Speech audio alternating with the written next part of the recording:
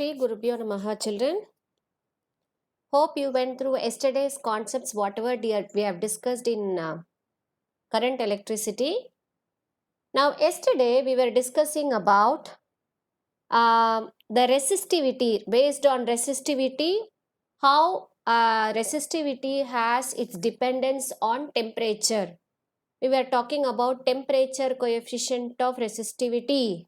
Now, in terms of resistivity as well as resistance, we arrived at formulas based on variation of resistivity with temperature. Now, whenever you increase the temperature, the resistivity also increases and also resistance increases.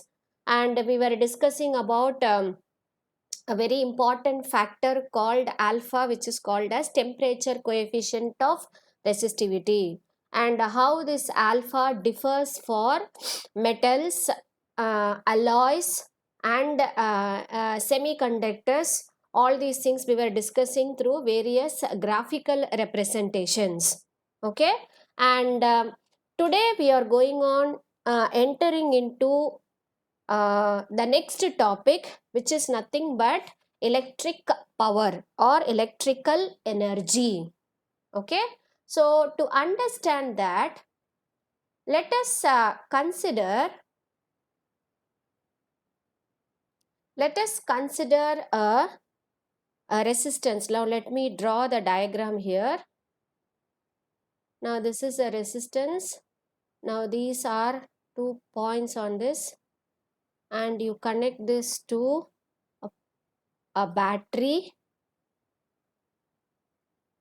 and let us consider this point B instead of here. Let it be here. This is point B and this is point A.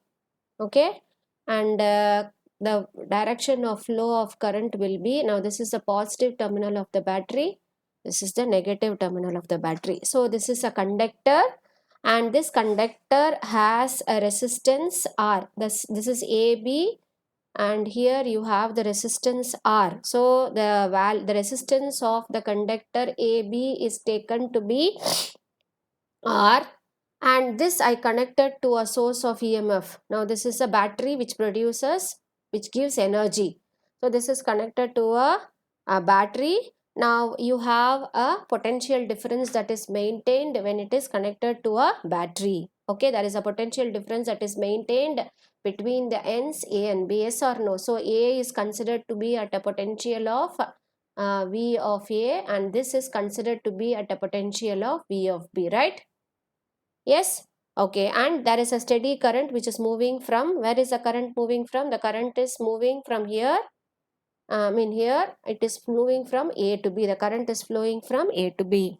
Okay, so definitely what will be the potential of VA? Potential of VA and potential of VB. So definitely potential of VA is greater than potential of VB. Yes or no? Because now here it is positive terminal, charges will be moving from A to B. A to B, in the sense this is said to be at a higher potential than this.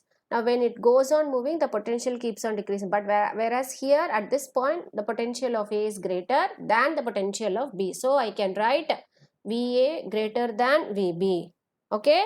So I can write the potential equal to VA minus VB. Yes or no? Potential difference between 2 points, or the potential difference across AB can be given as VA minus VB. Since VA is greater than VB, so this also will be definitely greater than 0. Yes or no? Okay, ma? So V is equal to VA minus VB greater than 0, right? Now, will there be flow of charges in this circuit? Means definitely there will be a flow of charge, right? So what is the amount of charge that is flowing from A to B? Again, I'm restricting myself to those 2 points. Now I'm going to calculate the amount of charge that is flowing from A to B in time t. Now we know the formula for charge. What is this formula for charge? Charge Q is equal to I into T. Okay, ma? Is it clear? Right. Now, the charge moves through a decrease of potential. Why it is decrease of potential? I told you the potential at this point is taken as VA and the potential at this point is taken as VB. Now here this is at a higher potential, and at this point when the charge comes, there will be a decrease in potential. So the charge is flowing through a decrease in potential. Are you able to understand the sentence that is given? Right? So it moves through a decrease of potential, and definitely what will be the potential energy? You know the potential energy is represented as U. So potential energy decreases, which is equal to the final potential energy at B minus initial potential energy at A. Yes or no? So this is the difference in the potential energy. So whenever we talk about difference in potential energy, final potential energy minus initial potential energy. So what is the final potential energy? We know the formula for potential from the work done formula. Potential is equal to work done per unit charge, or work done is equal to potential into charge. Now this work done is nothing but energy. Yes or no? So, what is the final potential energy at B? Final potential at B can be given as Q into VB, right? Yes or no? So, Q into VB minus Q into VA. Or I can also write it as, take this minus sign out, children. So, minus Q into VA minus VB. Now this is definitely equal to minus Q, and we know the value of VA minus VB as V, right? So it is minus Q into V. Okay. Now since you have a negative value here, I can state that this value will be definitely less than 0. So the potential energy is equal to minus Q into V, which is less than 0. Okay, now in your textbook they have substituted the value of potential energy U as del U. Okay, del U, which is equal to minus Q is I into del T into V, which is less than 0. So this is the formula that is given in your textbook. Okay, right. Now let us consider the movement of charges. Okay, we know that the charges move through the conductor. Now, if the charges move through the conductor without any collision, now we know that whenever charges move in a conductor, they collide with the positive ions that are there in the conductor. That we have already discussed in the introduction of the topic, right? Now, here let us consider that if the charges move through the conductor without any collisions, now what happens to the kinetic energy of the charges? Now the charges are connected to an external power supply here. So when external energy is given, as I told you, the charges get accelerated. Yes or no? The charges get accelerated and the kinetic energy of the charges will vary. Yes, ma? So, the kinetic energy would change, and thus the total energy remains unchanged. Like by the law of conservation of energy, actually energy is said to be conserved when the sum of the potential and the kinetic energy, we consider the conservation of charge with the sum of kinetic energy and potential energy, right? Now, if an external source is given, suppose if the charges are not colliding with the positive ions, what happens? As soon as the charge gets energy, they get accelerated. So they get accelerated and the total energy remains unchanged. So I can write kinetic energy is equal to minus U, which means this is equal to I already know the formula, which is minus Q into V, or I can also write as I into T. In Q is I into T, right? Into V, which is definitely greater than 0, because the kinetic energy is increasing here. Is it clear, children? Yes or no? But what is happening exactly? What is happening exactly? Now this is the case which we were discussing if the charges are not in collision with the positive ions, but that is not happening. So what is happening here? Now when the charges move freely through a conductor in the presence of an electric field, the kinetic energy of course will increase, because it is moving in the external electric field. So they get accelerated, kinetic energy increases. But we know that the charges which are nothing but electrons, although they do not move with any acceleration, they move with a very steady drift velocity, right? Now, why they move with a drift velocity? Because after they gain energy also, they will go and hit with the positive ions. Now, this is due to the collision of electrons with ions during their motion. So, definitely they will go and hit with the positive ions. So, whatever kinetic energy they are gaining, that is shared with the metal ions. Yes or no? Right? So, because they share their energy with the metal ions, the ions that are there in the metallic conductor, as soon as they receive this energy, they start vibrating vigorously, which produces heat in the conductor. Okay, so many examples I can give for you, like as far as this concept is concerned. When you switch on a filament bulb, you get heat, I mean you get light. Apart from that, if you continuously use the filament bulb for more than half an hour or 20 minutes, when you switch off, when you go and touch the filament bulb, what can you observe, children? You will be able to observe the heat. Yes or no? Okay, so when the electrons get accelerated, the kinetic energy that is gained by the electron is shared to the positive ions, and thereby the energy is dissipated in the form of heat.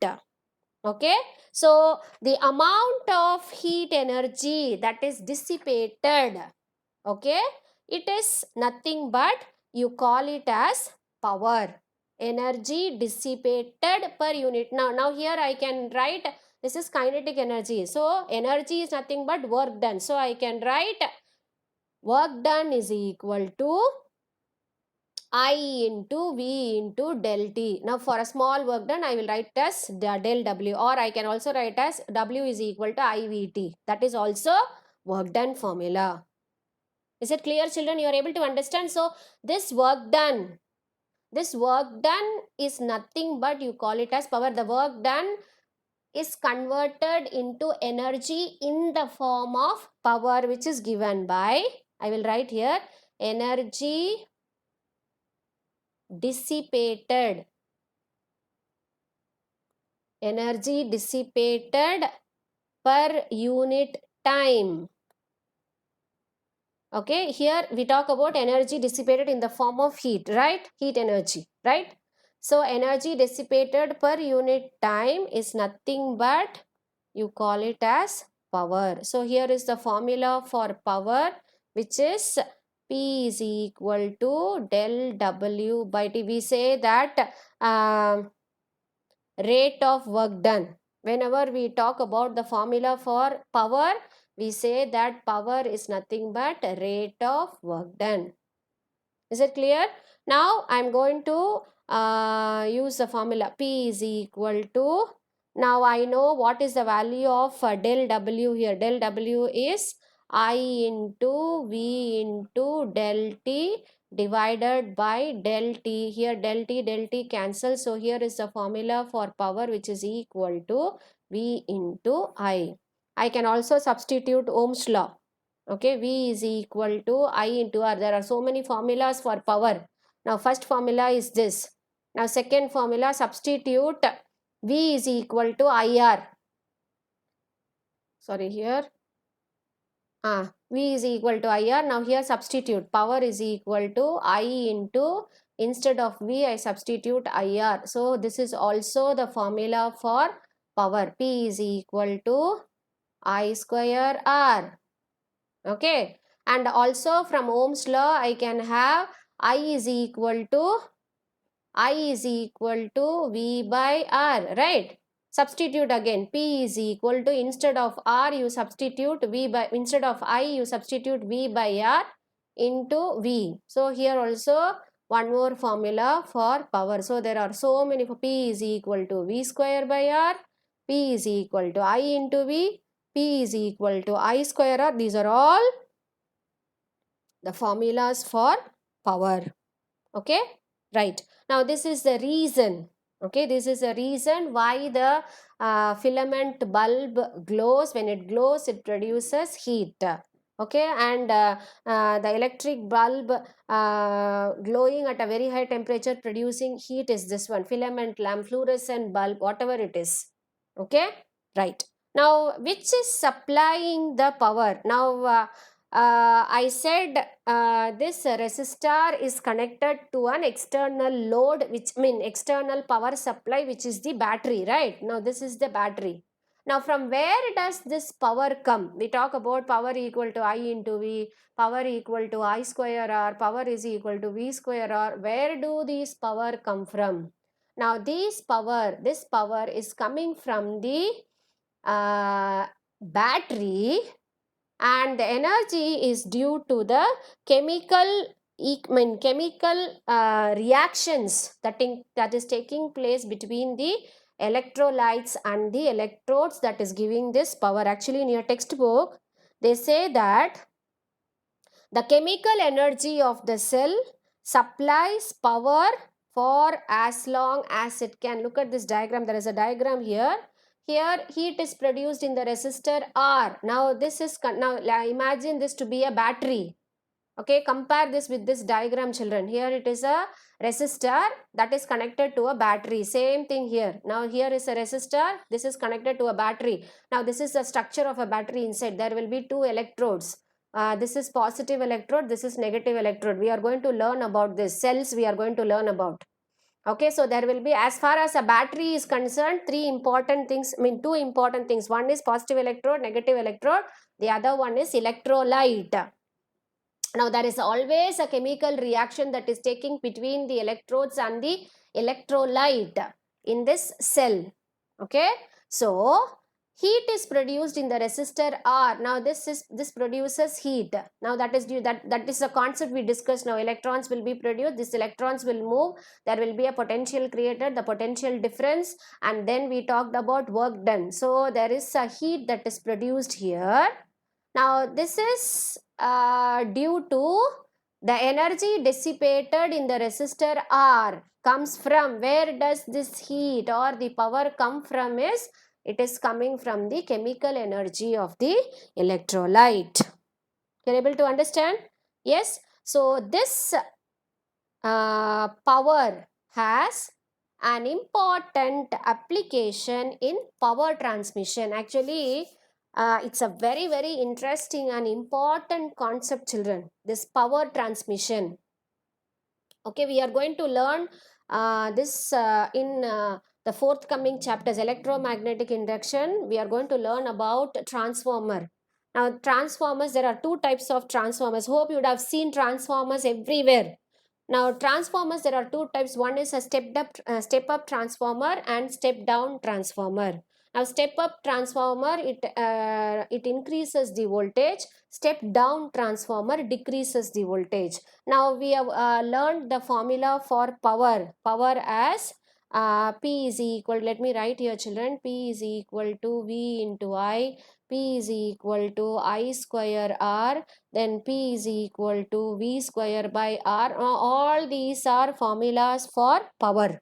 Okay. Now how this helps in power transmission? A very important application is it takes place in power transmission. Power transmission, now electrical power is generated at power stations and it is transferred from the power stations to the homes and factories, right?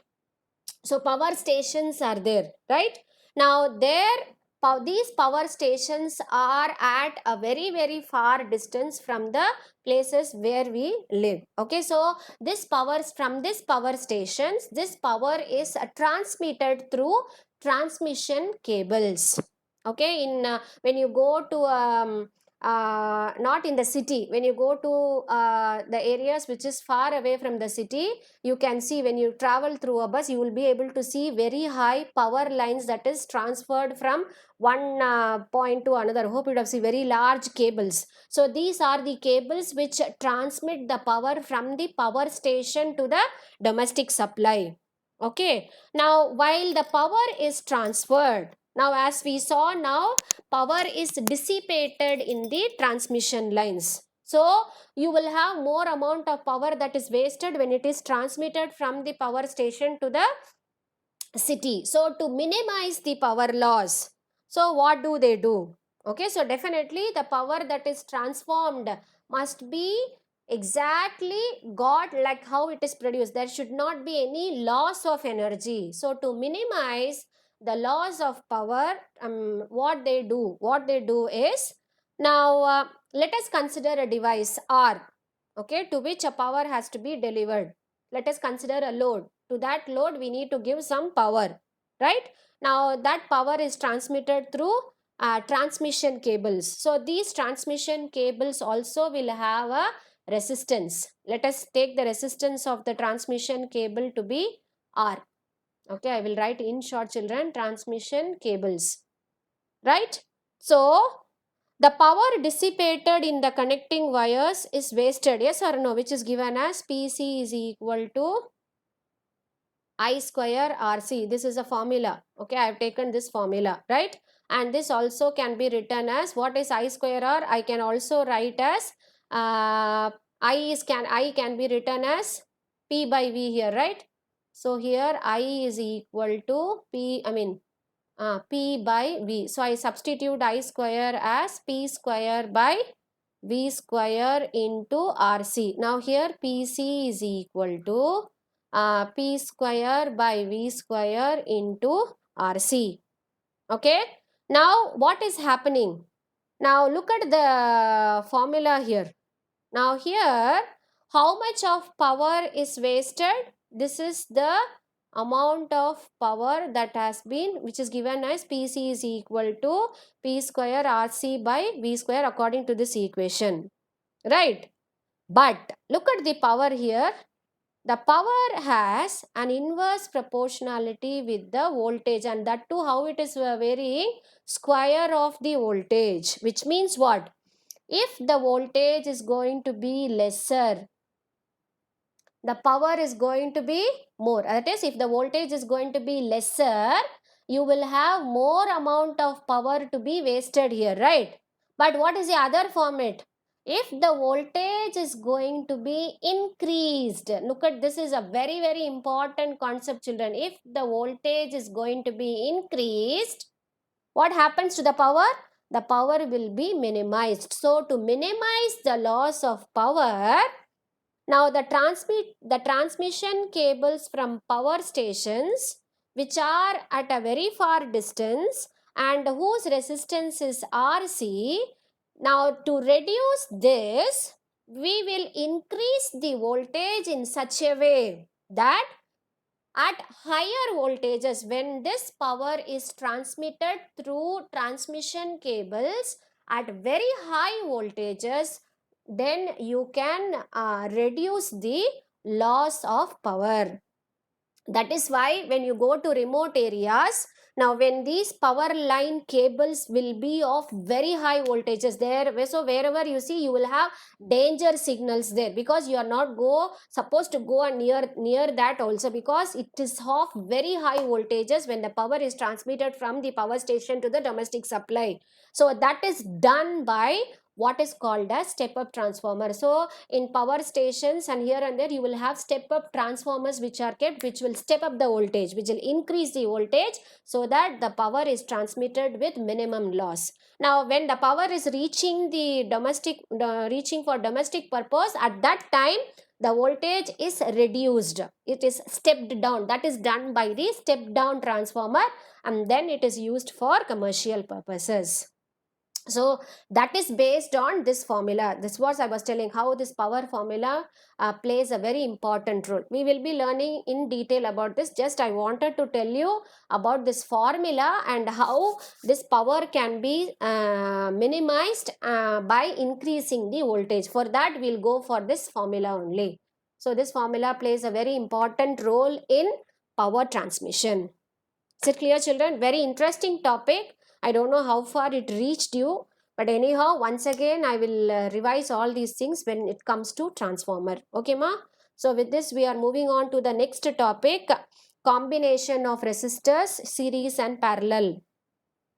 Now, hope you are very familiar with this because we have already done such the same topic in relative to capacitors. Okay, capacitors we did, and in that we were discussing about capacitors in series parallel. Okay, but here also, I mean, we are here also, instead of capacitors we'll go for the combination of resistors. Now look at this diagram. Here is a combination of two resistors. There are two resistors, R1 and R2. Okay, now so far we were discussing about current through a single resistor, which is given by Ohm's law, which is equal to I is equal to V by R. This is what we were discussing in the previous topics. Okay, now what will be happening to the effective resistance when resistors are combined together? For example, this is a diagram. Okay, now here there are two resistors. Now these two resistors are connected in series. How they are connected in series? Listen. If one of their end, now this is the one, these are the two ends of a resistor. Now the one end of the resistor is connected to the other end. So if this type of connection, you call it as a serial connection. Okay, now this is with respect to two resistors. Now here I have drawn three resistors. So this combination is also possible. One end of the resistor is connected to the other, and agar this is connected to the third. So this is how you connect resistors in series. It may be n number of resistors. Now here we have shown, for your understanding, we have taken two resistors, and the next diagram is combination of three resistors. Okay, so let us see this now. So what will be the effective resistance when these are connected like this? Okay, so let us consider two resistors R1 and R2 in series. Now the charge will be entering through this. Okay, and it leaves R1. Okay, and then it enters into R2 and leaves R2. So charges will not be the same, but what about the current that is flowing through the resistor? Current remains the same. Okay, so the current flowing through R1, R2 will remain the same, right? Now let us write what is the potential difference across R1. So PD across R1 is equal to, okay, that is equal to V1. Whenever we talk about potential, we write it as V1, which is equal to I into R1. Okay, then potential difference across R2 equal to V2, which is equal to I into R2. Okay, ma? So what is the total potential? The total potential will be V is equal to V1 plus V2, which is equal to IR1 plus IR2. And here I is taken as common. You have R1 plus R2. Okay. And as per Ohm's law, we know the formula for resistance as R equivalent equal to V by I, which is equal to the combination of R1 plus R2. Okay. Now this is with respect to two resistors, right? Now what about if you have more than two resistors? Let us say for three resistors we have the voltage to be Now V is equal to V1 plus V2 plus V3. So when you connect, now V is equal to I into R. Okay, and V1 will be I into R1 plus I into R2 plus I into R3. Now this I will write in the next paragraph. Okay, so Vi will be, okay,